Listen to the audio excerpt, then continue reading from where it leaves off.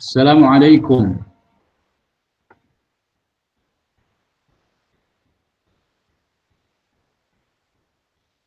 Waalaikumsalam warahmatullahi wabarakatuh. Baik, kita mulai ya. Bismillahirrahmanirrahim. Alhamdulillah. Wassalatu wassalamu ala Rasulillah wa ala alihi wa sahbihi wa man walah, amma ba'd. Qad qala Allah subhanahu wa ta'ala fi kitabih: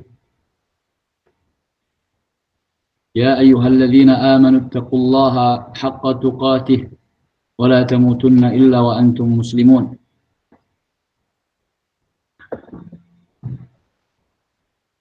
Kita lanjutkan insyaallah pelajaran kita, dan ini menunjukkan keistiqomahan kita biiznillah dalam pelajari kitabullah.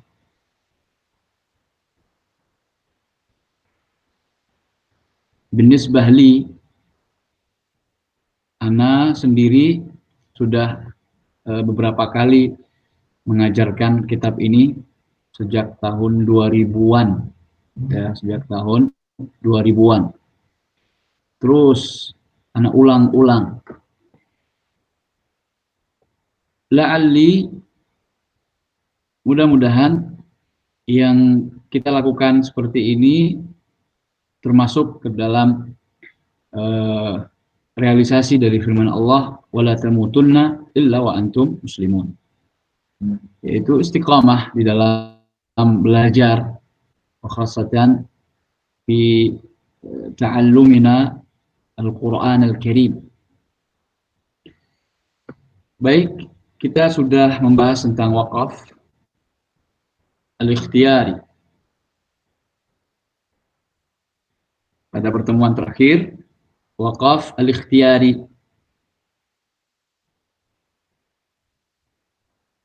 terbagi menjadi itu wakaf yang jaiz dan mamnu'. Wakaf yang jaiz terbagi tiga, kan pada pertemuan yang lalu: wakaf tam, wakaf kafi, dan wakaf hasan. Ya, wakaf tam itu adalah wakaf di tempat atau ala maqta', di sebuah kata yang sudah sempurna maknanya dan tidak ada hubungan dengan kata setelahnya, baik secara lafaz maupun makna. Biasanya terjadi di akhir surat atau akhir pembahasan tentang sifat-sifat orang beriman, sifat-sifat orang kafir, sifat-sifat orang munafik. Kemudian akhir pembahasan atau penyebutan tentang ciri-ciri karakter surga, neraka, cerita tentang kisah seorang nabi atau rasul bersama kaumnya. Berhenti di akhir itu, maka itu namanya wakaf tam, wakafnya sempurna. Dan seperti itulah seharusnya seorang imam. Jadi sangat dianjurkan bagi seorang imam ketika memimpin sholat, dan lebih khusus lagi ini kita ketika berbicara tentang sholat tarawih.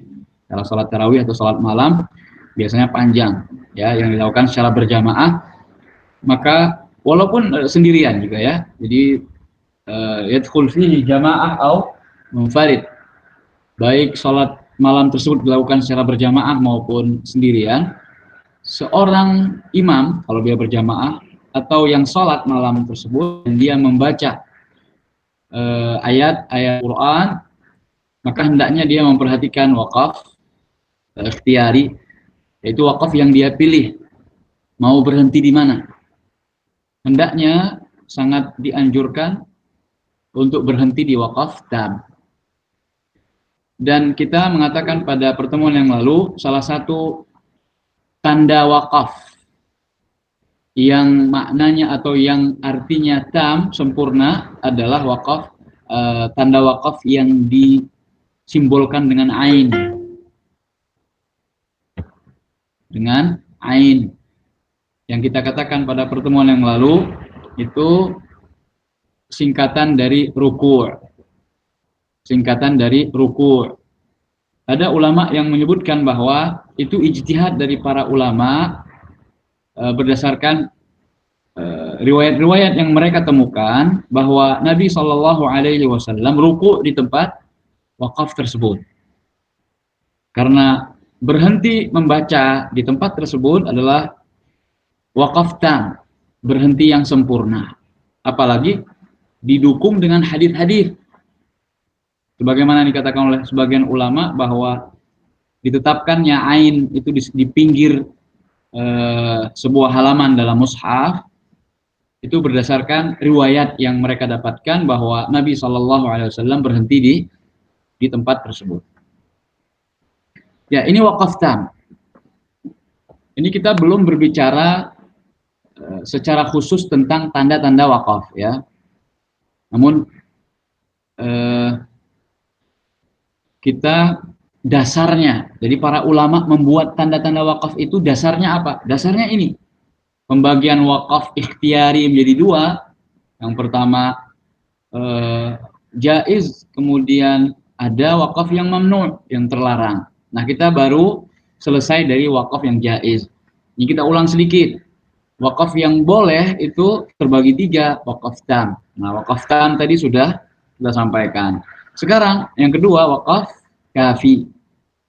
Apa itu wakaf kafi? Berhenti di sebuah kata yang sudah sempurna maknanya dan masih ada hubungan dengan kata berikutnya secara makna,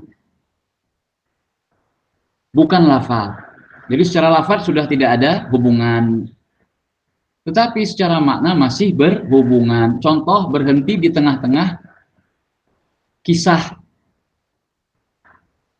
seorang nabi dan rasul dengan kaumnya, berhenti di tengah-tengah beberapa ayat Al-Quran yang menceritakan tentang sifat-sifat surga atau neraka. Nah, ayatnya itu sudah sempurna maknanya, tapi secara makna masih ada hubungan, masih ada kelanjutannya. Nah, wakaf di tempat-tempat seperti itu namanya wakaf kafi. Sudah tidak ada hubungan lagi secara lafaz, hanya saja makna masih berkaitan karena ceritanya belum selesai. Berhenti di situ pun boleh, jaiz, namun tingkatannya tingkat yang kedua, namanya wakaf kafi. Contoh, berhenti di alhamdulillahi rabbil alamin.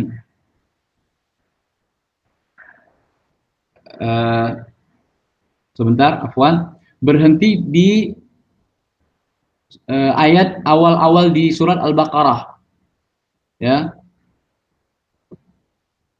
Alladzina yu'minuna bil ghaibi wa yuqimus salata wa mimma razaqnahum yunfiqun.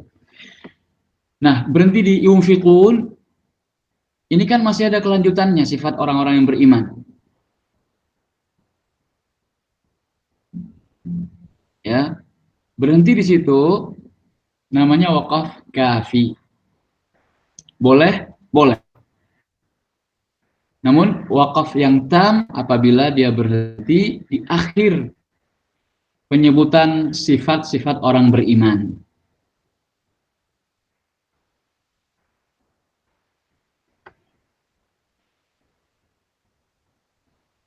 Contoh yang lain dari wakaf kafi ketika Allah menceritakan sifat-sifat orang munafik dalam surat Al-Baqarah di ayat-ayat yang pertama. Dan ciri-ciri orang munafik ini lebih panjang dan lebih banyak ayatnya. Karena memang mereka lebih sulit untuk diidentifikasi. Berhenti di wa ma hum bimu'min. Wa minan nasi ma yaqulu amana billah wa bil yaumil akhir wa ma hum bimu'minin. Nah, berhenti di ayat pertama tentang penyebutan sifat-sifat orang munafik ini wakafnya wakaf kafi. Karena secara lafaz sudah tidak ada hubungan lagi dengan kata sesudahnya, tapi secara makna masih ada kaitan. Dan seterusnya.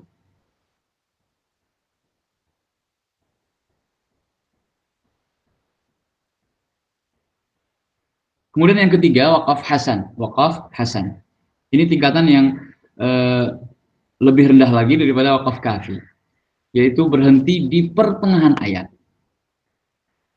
Al-waqfu ala maqta'in tamma ma'nahu, berhenti di sebuah maqta', sebuah kata yang sudah sempurna maknanya, namun masih ada hubungan dengan kata sesudahnya, baik secara lafadz maupun makna. Contoh, berhenti di tengah-tengah ayat pertama surat Al-Fatihah. Ya, alhamdulillahirabbil alamin. Nah, itu kita berhenti di alhamdulillah. Alhamdulillah. Berhenti di situ. Mungkin karena ingin menekankan, ya, segala puji bagi Allah. Dan ini sering kita temukan atau kita sering mendengar di antara para imam Masjidil Haram ketika membaca Al-Fatihah di awal pengimaman mereka salat tarawih ketika malam pertama Ramadan. Karena begitu terharunya mereka, maka ketika membaca Al-Fatihah mereka menangis. Sering kita dengar ya, Syekh Su'ud Syuraim misalnya. Nah, mungkin ini termasuk wakaf ittirari karena ada tangisan atau sesuatu yang mengharukan sehingga mereka berhenti di tengah-tengah. Alhamdulillah, nggak sanggup melanjutkan karena terkalahkan dengan tangisan mereka. Kalau seandainya itu bukan ittirari, dia memilih untuk berhenti di situ karena dia ingin wakaf, memang benar-benar ingin wakaf li i'tibarin nas, untuk supaya manusia mengambil ibrah, ingin lebih meresapkan kata-kata itu alhamdulillah di hati-hati manusia misalnya, maka dia telah melakukan yang namanya wakaf hasan karena dia telah berhenti di sebuah kata yang sudah sempurna maknanya namun masih ada kaitan dengan kata setelahnya baik secara lafadz maupun makna. Karena alhamdulillah, ya, lillah ini alhamdulillah rabbil alamin, rabbi ini masih berhubungan dengan lillah karena rabbi itu majrur. Nggak mungkin tiba-tiba majrur kalau tidak ada amilnya, tidak ada yang menyebabkan dia majrur. Nah, ternyata yang menyebabkan dia majrur adalah kata sebelumnya, di mana seorang qari itu berhenti di sana. Nah, wakaf seperti ini namanya wakaf hasan. Atau gampangnya, wakaf hasan ini sering terjadi di tengah-tengah ayat. Sedangkan wakaf di akhir ayat itu ada dua kemungkinan, namanya wakaf tam atau wakaf kafi. Kapan disebut tam? Kalau di akhir pembahasan sebuah tema. Kapan disebut kafi? Kalau masih di tengah-tengah. Di akhir ayat tetapi masih di tengah-tengah. Ini namanya wakaf kafi. Wakaf hasan itu biasa terjadi di tengah-tengah ayat.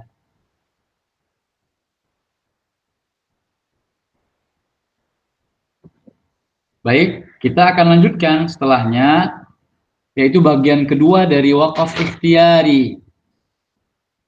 Al-waqful mamnu'. Kalau ada wakaf yang boleh, maka di sana ada lawannya, wakaf yang tidak boleh.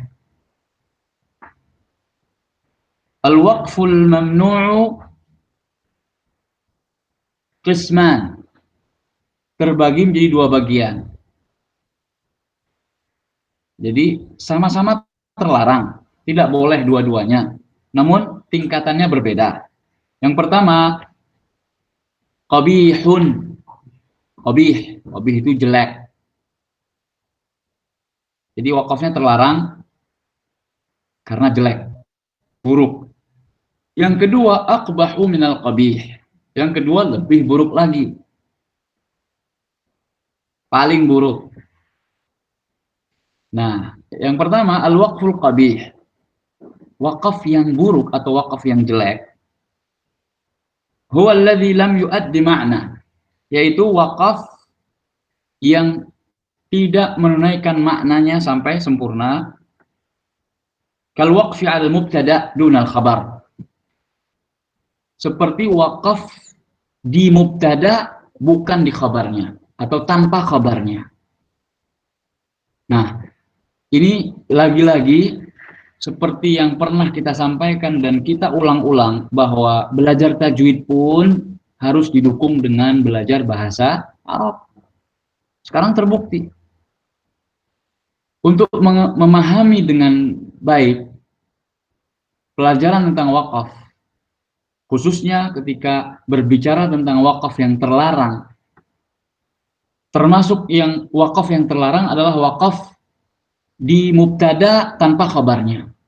Nah, kalau sudah ada istilah mubtada khabar, ini kan istilah dalam nahwu, istilah dalam bahasa Arab. Maka ini membuat kita semakin semangat belajar bahasa Arab. Mudah-mudahan dengan bahasa Arab yang kita pelajari, bacaan Al-Quran kita semakin baik dan benar. Nah, contohnya tadi, sekarang sudah tahu, wakaf pada mubtada tanpa khabarnya termasuk qabih, mamnu'. Karena nggak sempurna, lam yuaddi ma'na. Misalnya, hadza talib. Kita berhenti, hadza itu nggak bagus, ya. La yahsunut sukutu an. Diamnya orang yang mendengar kata-kata tersebut yang nggak lengkap maknanya itu, diamnya nggak bagus. Karena apa? Menimbulkan pertanyaan. Hadza, ma hadza? Tapi kalau hadza talib, yahsunus sukut fih. Diamnya dia itu bagus karena tidak menimbulkan pertanyaan lagi. Udah jelas, hadza talib. Tapi kalau cuma hadza apa? Gitu ya. Begitu juga ketika membaca Al-Quran, wakaf pada kata yang berfungsi sebagai mubtada tanpa khabarnya. Atau wal fi'li dunal fa'il, berhenti pada fi'il tanpa fa'ilnya. Nanti contoh-contohnya akan diberikan ya, dan kita akan ulang lagi. Contoh ini seperti apa? Wa 'alal fa'il dunal maf'ul, atau berhenti pada fa'il tanpa maf'ulnya. Jadi untuk fi'il-fi'il yang muta'addi, yang butuh objek, butuh maf'ul, kita cuma berhenti di fa'ilnya, bukan di maf'ul. Ini wakaf yang qabih. Wa 'ala syarti dunal jawab, atau berhenti di tanpa jawabannya. Ini termasuk wakaf yang mamnu', qabih, jelek. Wa 'alal harfil musyabbahi bil fi'li wal fi'lin naqis duna ismayhima au khabarayhima, atau berhenti di huruf musyabbah bil fi'il.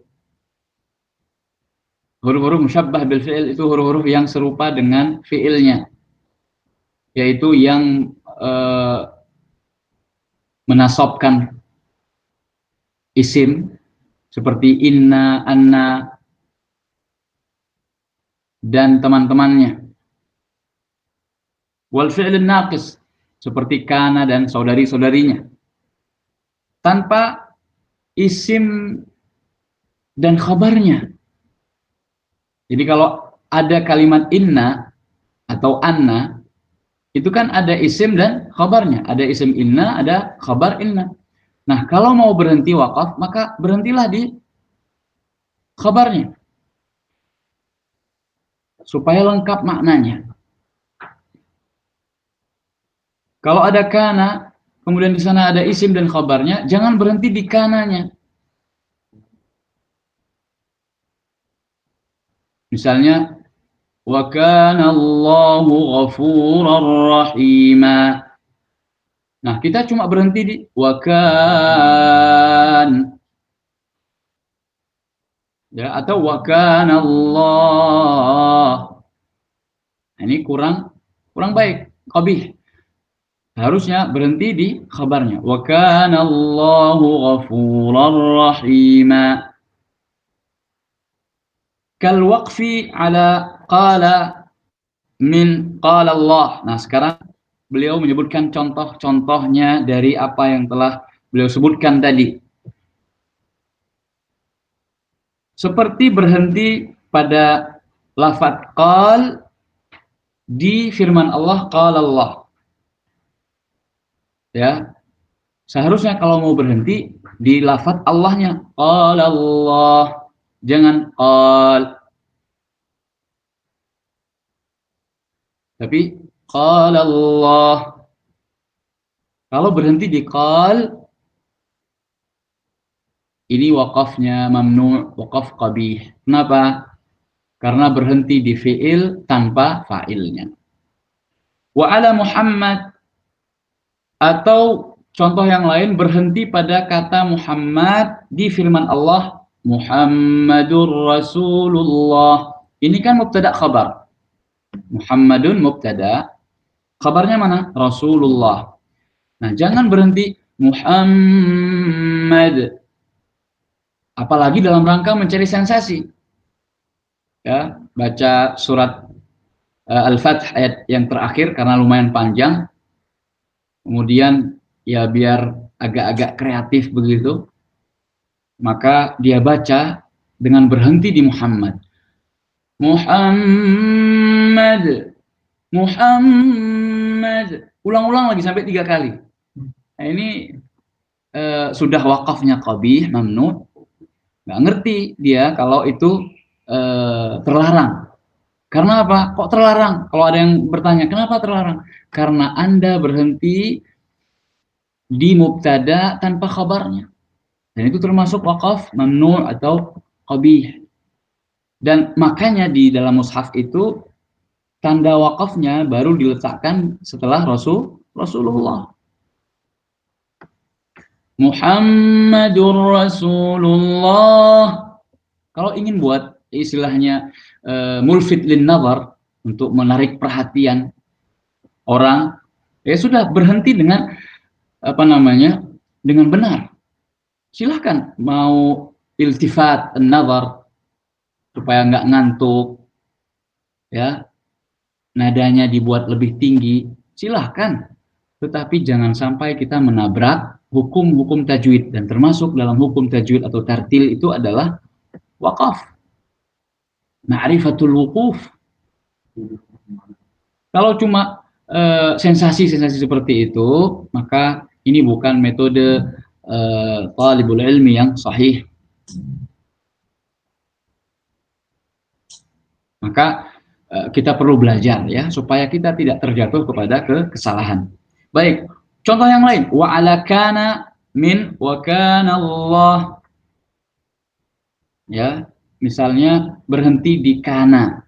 Padahal kana itu ada isimnya, ada khabarnya. Kalau berhenti di isim kananya masih lumayan lah, masih lebih mending daripada cuma berhenti di kana. Atau berhenti di inna tadi, yang ada isim dan khabarnya. Innallaha ghafurur rahim. Misalnya, innallaha kana aliman hakima. Ini dalam rangka untuk tadi sensasi, dia berhenti di inna. Jadi innya dipanjangkan. Karena ghunnah musyaddadah. Ya.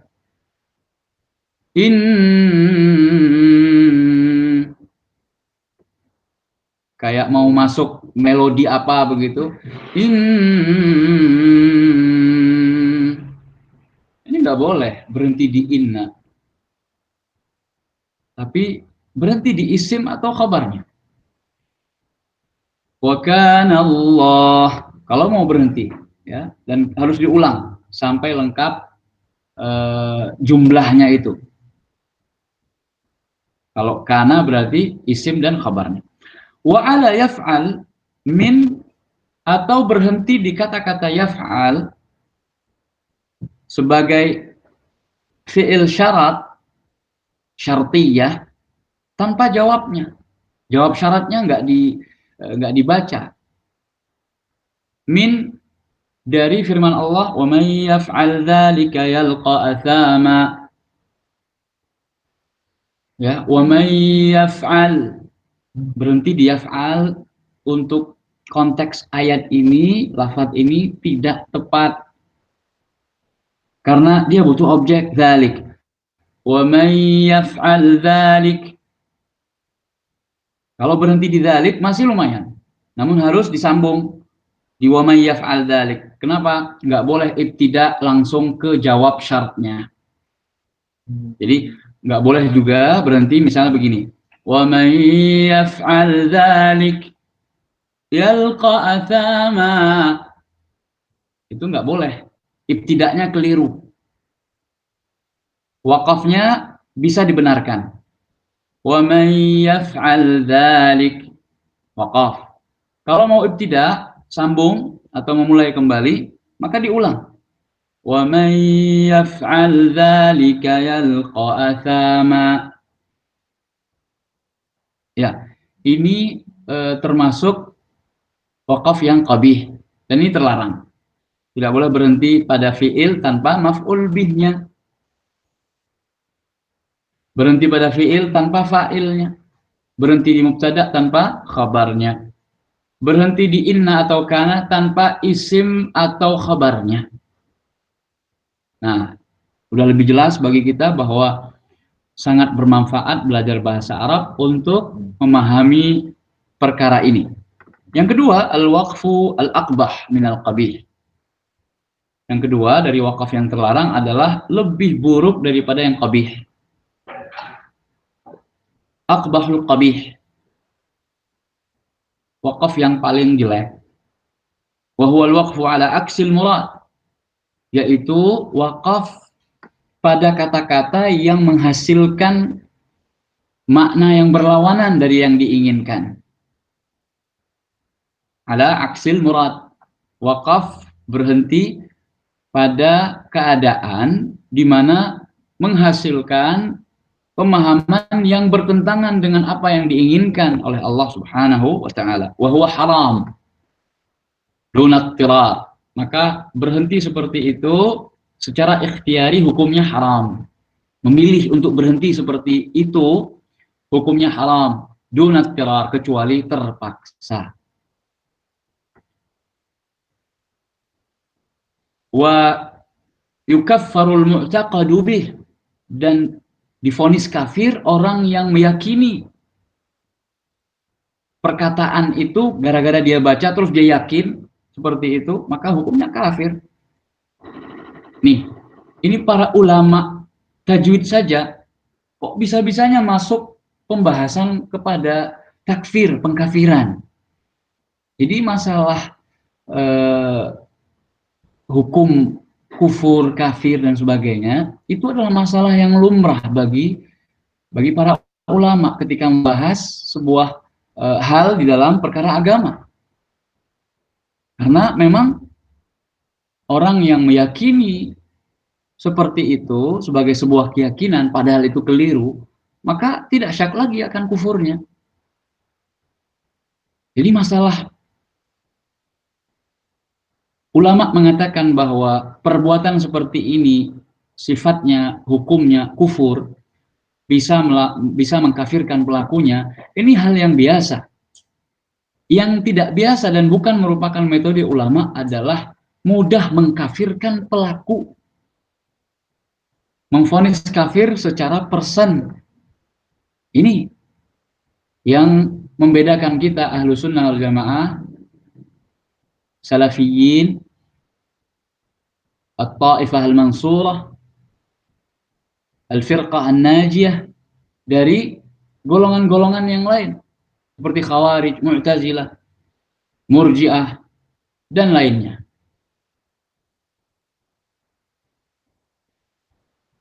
Jadi makanya kita tidak usah kebakaran jenggot atau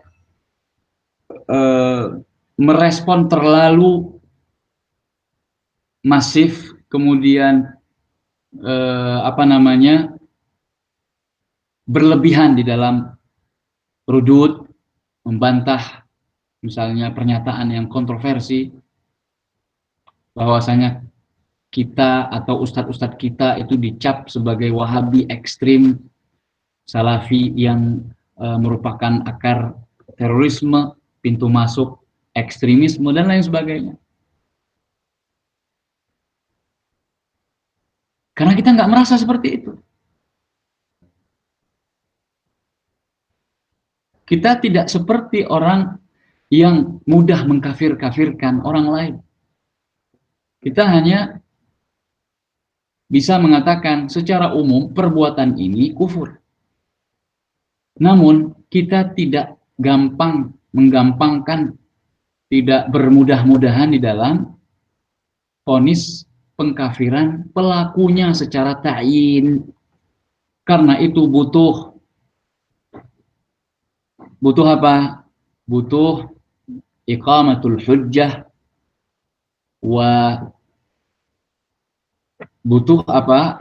Penegakan argumentasi pada orang yang bersangkutan, dan hilangnya mawani', pencegah dia untuk dikafirkan.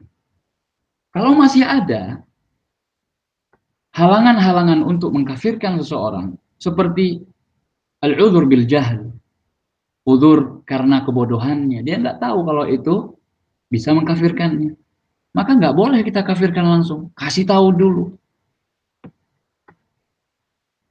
Dan inilah yang sebelumnya menjadi fitnah di antara kalangan Ahlussunnah wal Jamaah.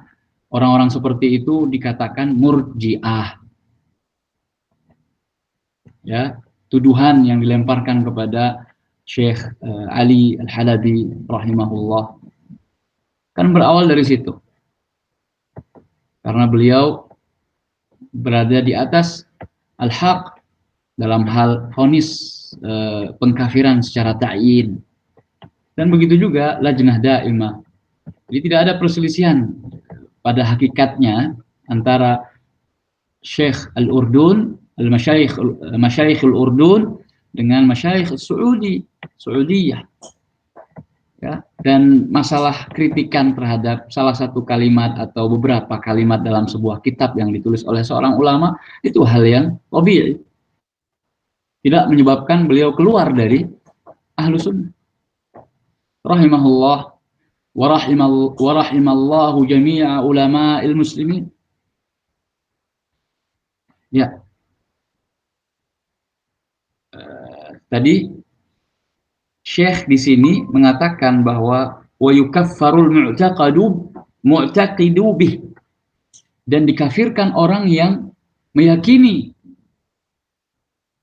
kebenaran dari bacaan dia yang wakaf, yang keliru tadi, yang sampai berlawanan makna dari makna yang diinginkan. Kalau dia meyakininya, maka bisa dihukumi kufur. Na'udzubillah minal kufur. Kal waqfi ala. Nah, sekarang beliau ingin berikan contoh. Seperti wakaf pada kata yastahyi. Min qawlihi ta'ala, pada firman Allah Subhanahu wa ta'ala, Iqra mas fajar. Nah, Ustaz. A'udzu billahi minasyaitonir rajim. Innallaha yastahyi ay yadhriba mathalan. Iya. Jadi kita nggak boleh berhenti di yastahyi. Ala kulli hal illa ittirar. Tidak boleh berhenti di kalimat atau kata yastahyi. Apapun alasannya, kecuali darurat. Bersin, menguap, ngantuk, batuk, atau kaget, terus akhirnya berhenti di yastahyi. Nah, ini ittirar, maka ma'dzur. Namun dia harus mengulang. Karena berhenti di kata yastahyi, ini akan menghasilkan makna yang bertolak belakang. Sesungguhnya Allah tidak malu untuk memberikan perumpamaan apapun itu. Nah, kalau berhenti di la yastahi, innallaha la yastahi. Ini sangat jelek maknanya. Sesungguhnya Allah itu nggak tahu malu. Jadi seakan-akan kita mengatakan Allah itu nggak tahu malu. Padahal sifat Allah, innallaha hayyun. Dalam sebuah hadis Nabi yang sahih, sesungguhnya Allah itu maha pemalu. Gimana malunya Allah? Hambanya mengangkatkan tangan, menengadahkan tangan, meminta kepadanya, fayaruddahuma sifra. Lalu Allah tidak memberikan jawaban atau tidak mengijabahi doa hambanya tersebut. Makanya ud'uni astajib lakum. Ini janji Allah. Masalah kapan istijabah itu hak Allah, dan wa huwa alimun hakim. Dia maha tahu kapan mengijabahi atau mengabulkan apa yang diminta oleh hambanya dengan segala hikmahnya.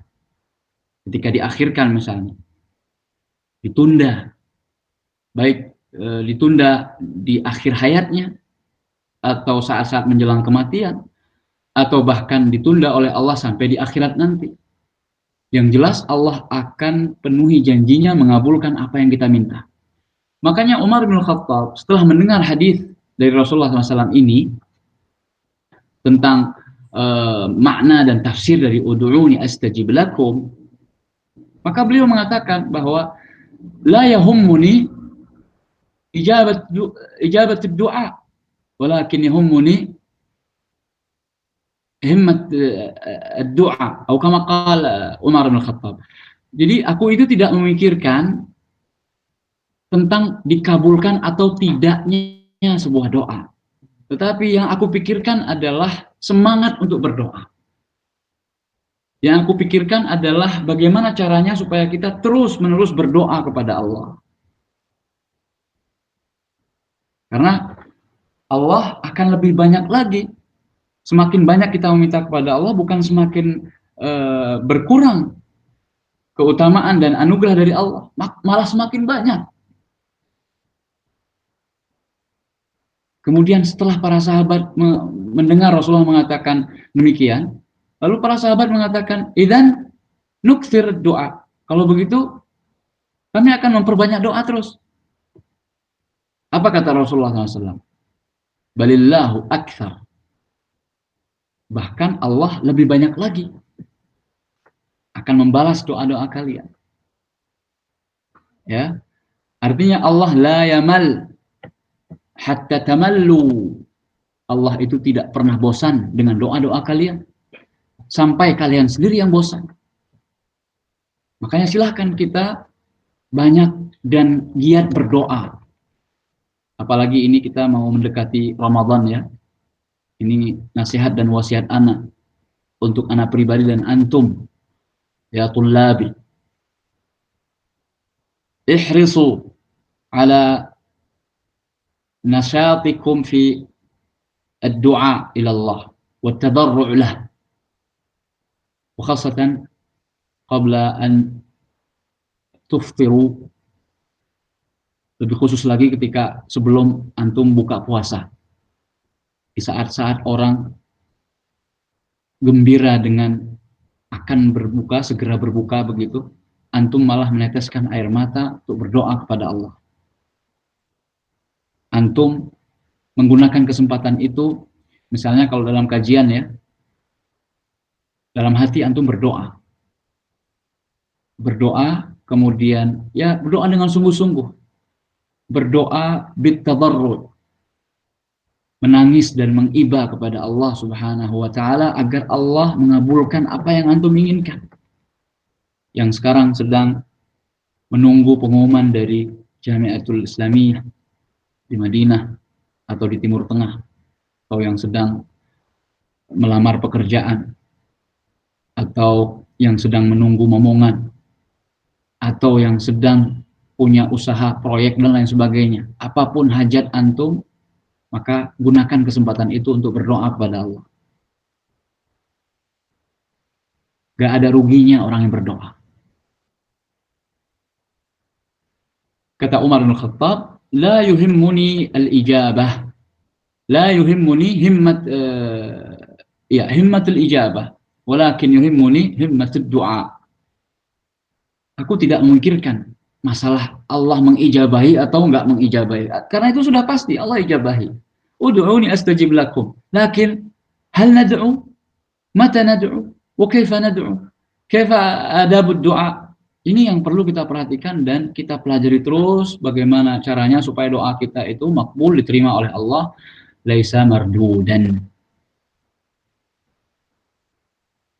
Tidak boleh berhenti di yastahi. Kenapa? Karena artinya jelek, bahkan sangat jelek.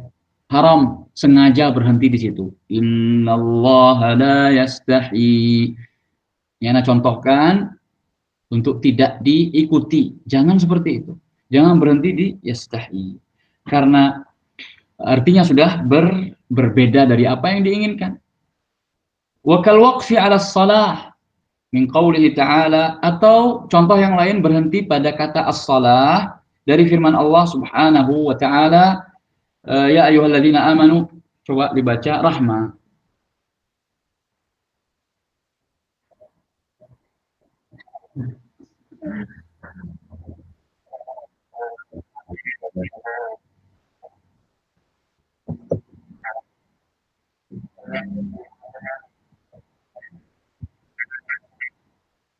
Nah, itu antum berhenti di mamnu, harus selesaikan. Coba. Antum sudah mencontohkan yang buruk ya. Coba jangan berhenti di asal. Ya, coba.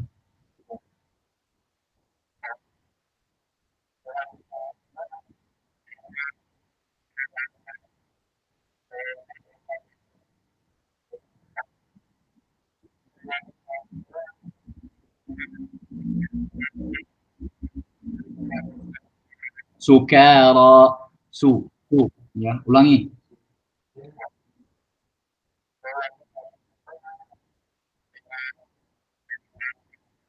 Nah, salata, as-salata itu alifnya ya untuk memanjangkan. Waw dianggap tidak ada. Ya, as-salata wa antum sukara. Coba.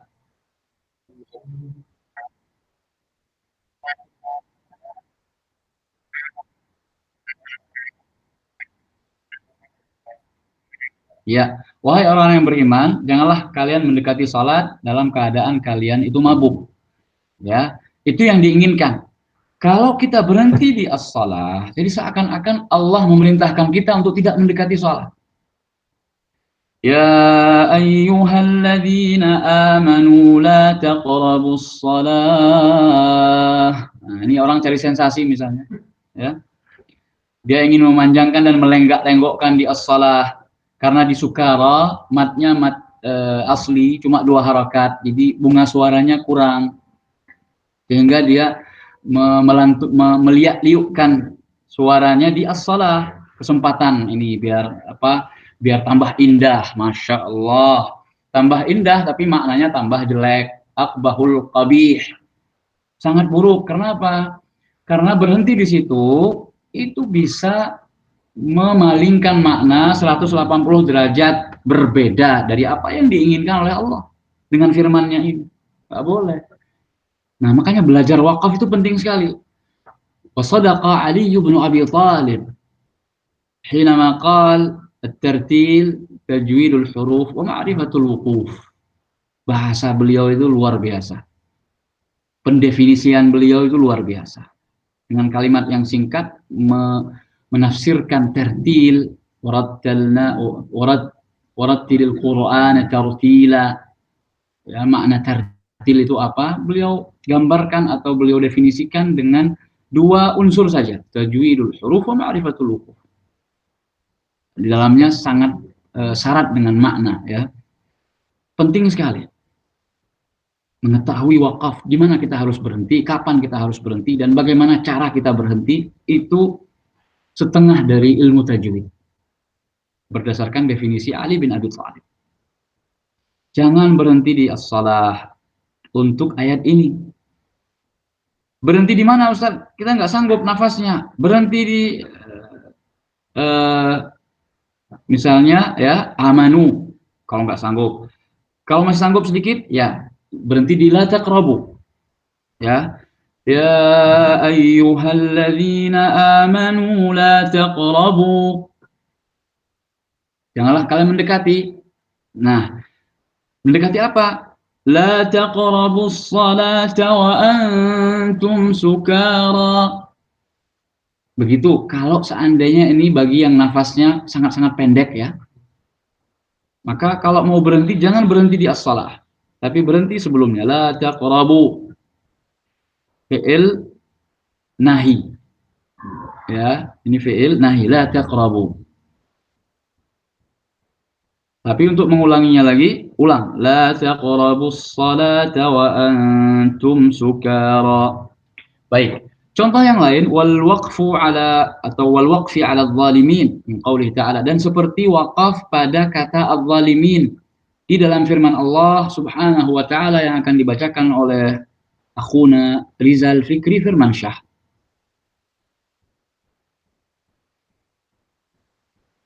Rizal. Nah, Ustaz.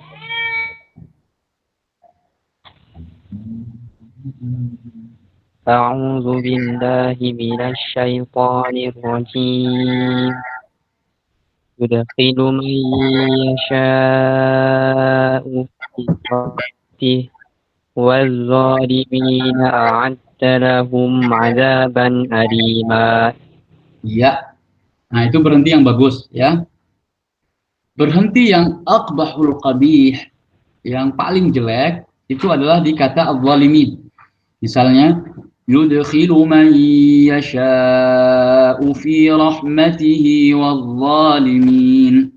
Wal-zalimina a'adda lahum 'adzaban alima. Kenapa berhenti di kata az-zalimin? Itu terlarang dan haram hukumnya kalau disengaja, karena artinya sudah berbeda.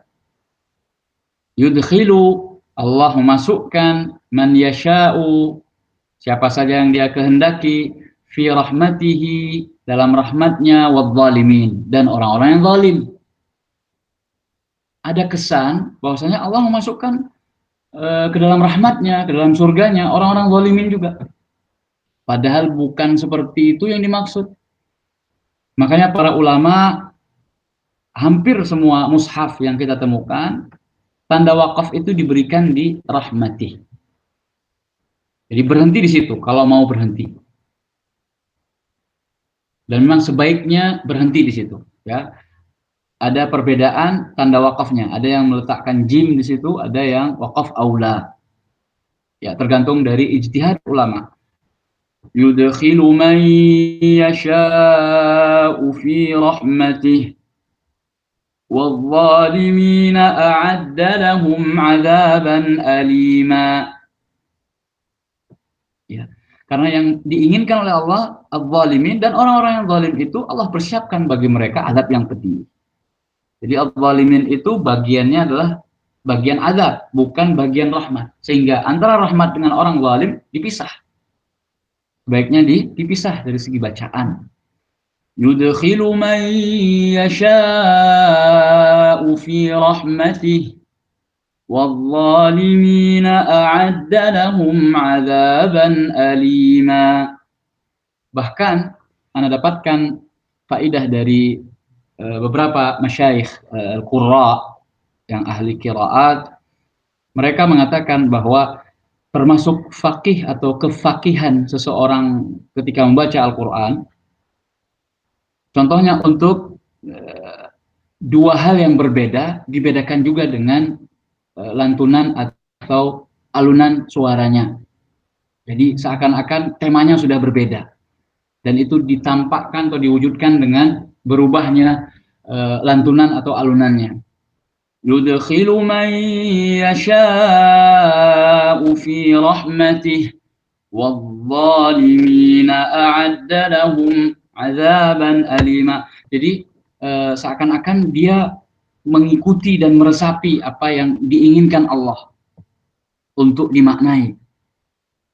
Yudkhilu man yasha'u fi rahmatih wadh-dhalimina a'adda lahum 'adzaban alima.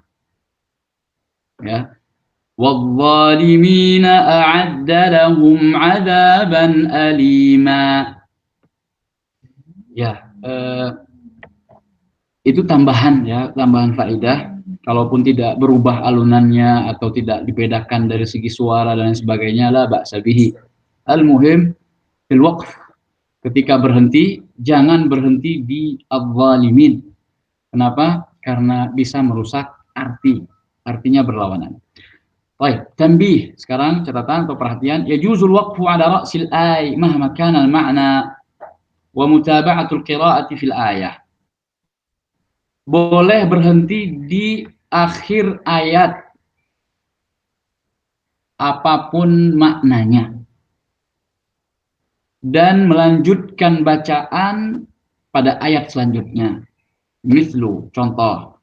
Nah, ini yang sering ditanyakan tentang tanda wakaf la.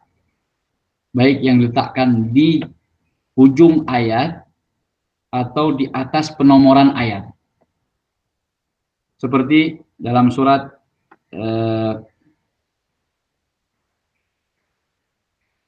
Al-Ma'un ya. Fawailul lil musallin alladzina hum 'an salatihim sahun. Kita boleh berhenti di al-musallin. Loh, tadi katanya kalau maknanya itu bisa berkebalikan dari apa yang diinginkan, 180 derajat bertentangan, maka nggak boleh berhenti. Iya, tapi dikecualikan di akhir ayat, maka tidak mengapa. Yang tidak boleh adalah berhenti membaca di ayat tersebut, lalu tidak membaca lagi.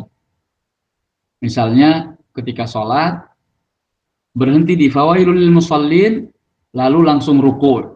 Ini tidak boleh. Makanya diberi tanda la waqfa fih. Jangan wakaf di sini. Artinya wakaf yang tidak baca lagi, langsung ruku'. Itu nggak boleh. Tapi berhenti kemudian melanjutkan bacaan di ayat sesudahnya, boleh. Kenapa? Kok nggak perlu diulang lagi? Karena itu akhir ayat. Dalilnya apa? Dalilnya kana Nabi sallallahu alaihi wasallam yaqra'u al-ayah ayatan. Beliau sallallahu alaihi wasallam itu ketika membaca Al-Qur'an itu membaca ayat demi ayat. Jadi beliau wakaf di akhir ayat. Tidak menyambung. Jadi jarang sekali beliau menyambung ayat. Kalau di akhir ayat beliau selalu berhenti. Ini sunnah Nabi Shallallahu Alaihi Wasallam. Maka tidak mengapa berhenti di fawailul lil musallin walaupun di atasnya ada tanda la. Karena maksudnya adalah jangan berhenti untuk selamanya di situ. Ada orang yang karena wakafnya la maka dia sambung, ya boleh menyambung wasal. Fawailul lil musallin alladzina hum 'an salatihim sahun. Boleh. Kemudian contoh yang lain, ala innahum min ifkihim la yaqulun. Coba ini dibaca Akhdani Widi Murtadha. Nah, Ustaz. A'udzu billahi minasy syaithanir rajim.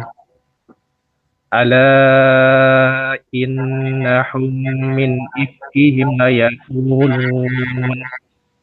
Waladallahu wa innahum lakadzibun. Ya. Contoh di ayat ini kalau berhenti di layaqulun itu tidak mengapa karena di akhir ayat. Walaupun maknanya sesudah ayat itu maknanya bisa bisa dipahami keliru. Tapi karena di akhir ayat maka boleh berhenti.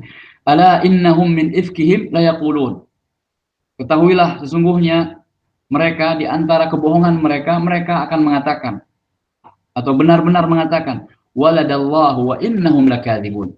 Allah itu beranak dan sungguhnya mereka benar-benar berdusta. Jadi tidak masalah. Ya.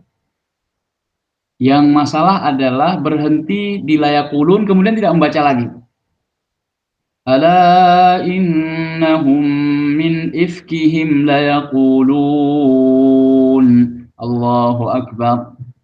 Nah, ini istilahnya tanggung. Layaqulun madza?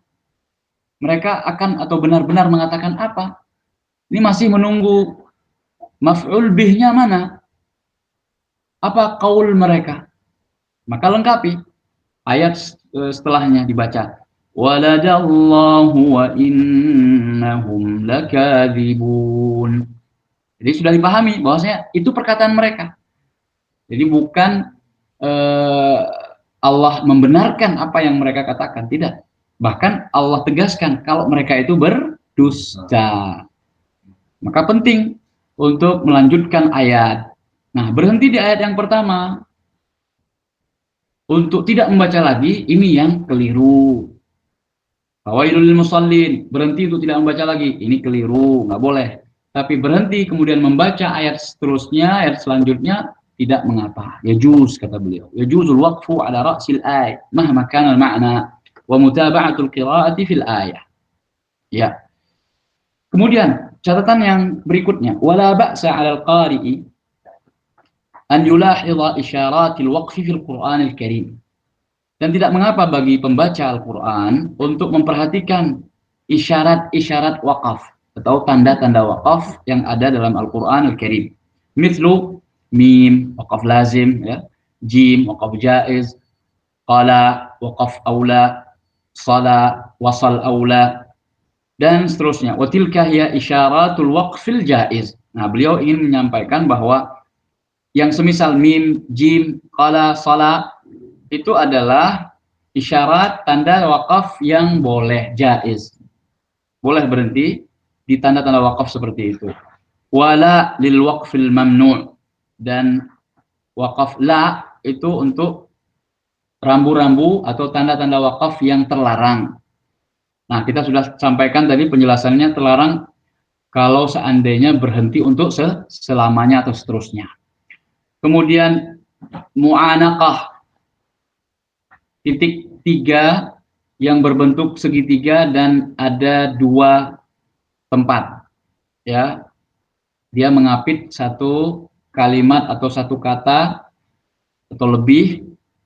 Isyaratun li jawazil waqfi ala ahadil mawdi'ain, sebagai isyarat atau tanda bolehnya wakaf di salah satu tempat dari 2 tempat tersebut.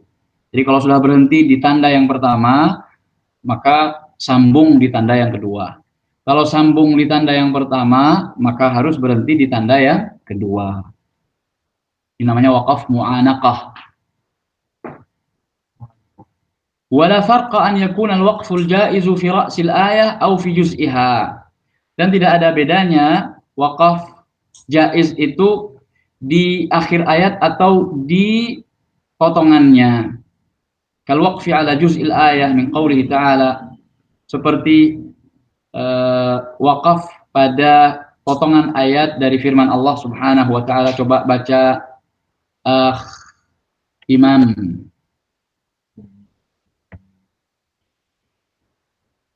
Imam, iqra.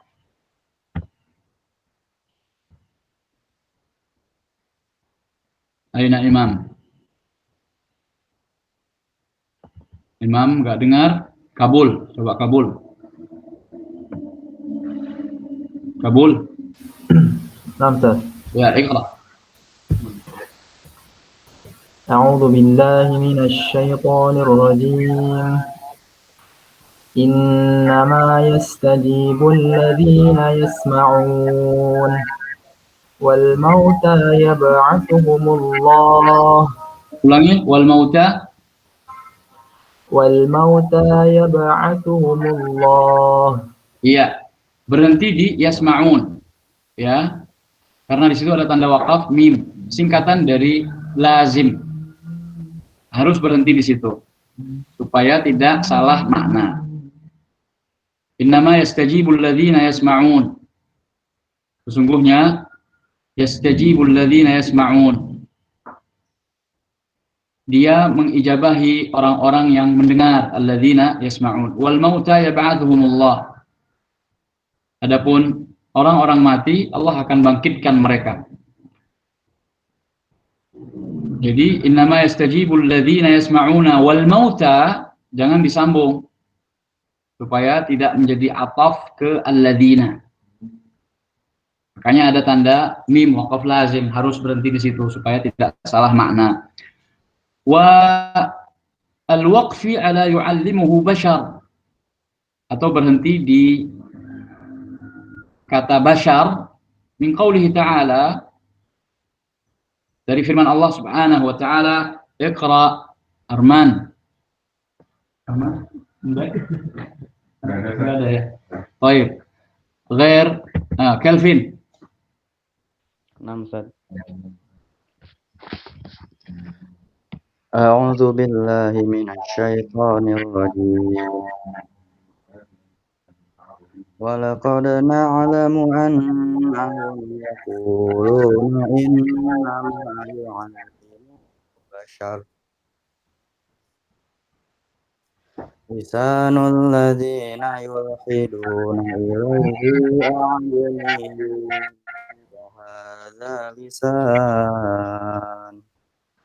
وهذا لسان عربي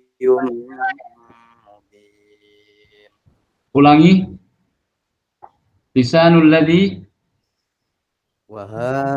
wahadza lisanun arabiyyun mubin. Coba baca yang atas, Pak. Imam ada?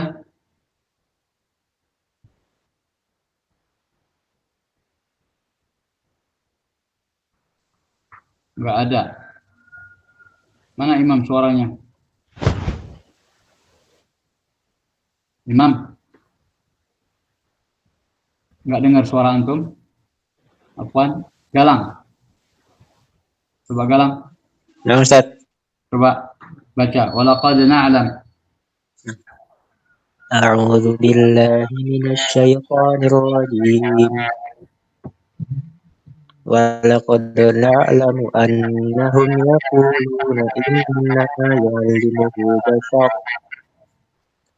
lisanul ladzi yulhiduna ilaihi wa lisanun arabiyyun mubin.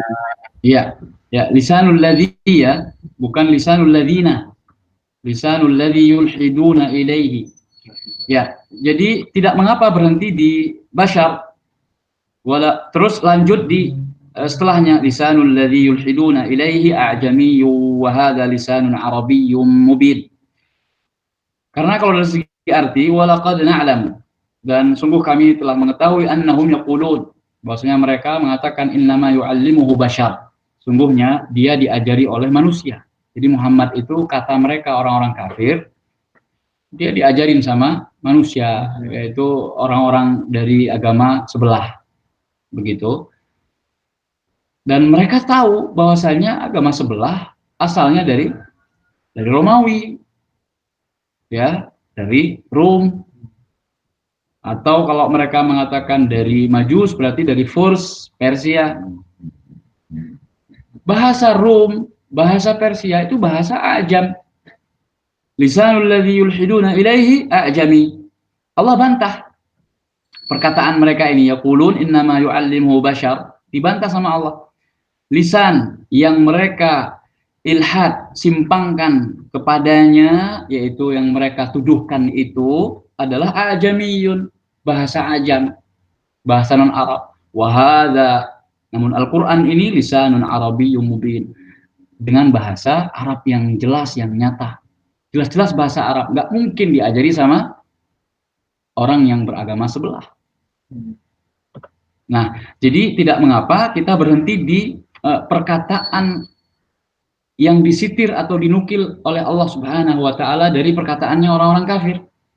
Walaqad na'lam annahum yaquluna innama yu'allimuhu bashar. Berhenti di situ tanpa harus mengulangi lagi. Tapi langsung setelah tanda wakaf itu. Makanya tanda wakaf ini kata Syekh tidak mengapa kita jadikan sebagai bantuan atau alat bantu untuk bisa membaca Al-Qur'an dengan baik dan benar. Walaysa fil Qur'ani waqfun wajibun syar'an ya'thamul qari'u bitarkih. Dan tidak ada dalam Al-Quran satu wakaf pun yang wajib hukumnya secara syarak atau secara syariat, yang mana berdosa seorang pembaca Al-Quran ketika meninggalkannya. Jadi tidak ada istilahnya wakaf itu wajib harus di situ, walaupun namanya wakaf lazim, mim, ya, wakaf lazim. Misalnya, ya adanya wakaf lazim itu dalam rangka untuk supaya tidak salah dalam maknanya. Oh, Imam Mustami dulu. Nah.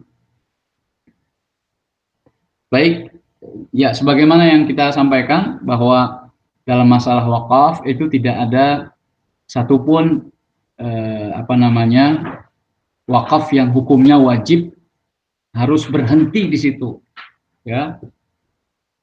Namun sangat ditekankan kalau wakaf di tanda-tanda yang sudah dibuat oleh para ulama kita mengikutinya, apalagi bagi yang belum mampu dari sisi atau segi bahasa Arab.